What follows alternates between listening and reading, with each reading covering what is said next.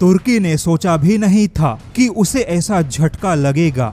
तुर्की को जिस बात का डर था, भारत ने उस डर को हकीकत में बदल दिया। तुर्की के हथियारों के बड़े बड़े दावे की भारत ने बहुत बड़ी हवा निकाल दी, क्योंकि सेंट्रल अफ्रीकी देश कांगो में भारत ने तुर्की के हथियारों को पीछे ढकेलने में बहुत बड़ी सफलता हासिल की है। खबर कुछ ऐसी है कि सेंट्रल अफ्रीकी देश कांगो की सेना ने तुर्की और चीन दोनों के हथियारों को छोड़ते हुए भारत के लॉयटरिंग म्यूनिशंस जैसे हथियारों का चुनाव किया है। कांगो, जो कि अफ्रीका में अल्जीरिया के बाद सबसे बड़ा देश है, वहीं कांगो में चीन का काफी गहरा प्रभाव है। इसके अलावा तुर्की भी कांगो में अपनी पैठ जमाने लगा। लेकिन अब इसी कांगो की सेना ने तुर्की और चीन दोनों को झटका देते हुए भारत के नागास्त्र 1 जैसे आत्मघाती ड्रोन का चुनाव किया है। और अफ्रीका के अंदर भारत के लिए यह एक बहुत बड़ी कामयाबी है,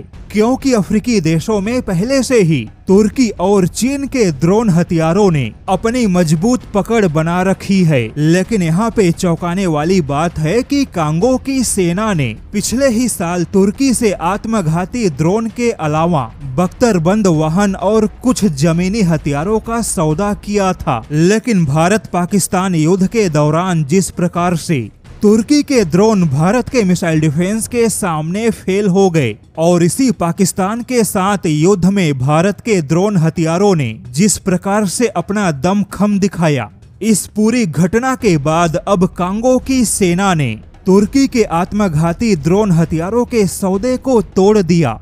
और अब यही सेंट्रल अफ्रीकी देश कांगो भारत का नागास्त्र 1 खरीदेगा।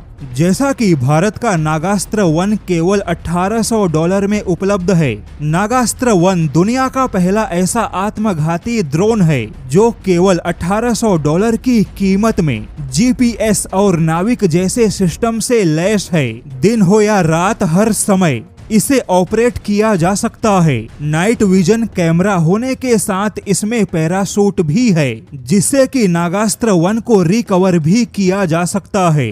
जबकि वहीं तुर्की और चीन के नागास्त्र 1 से मिलते जुलते ड्रोन के कीमत की बात की जाए तो यह लगभग 6 से 9 गुना ज्यादा महंगा है।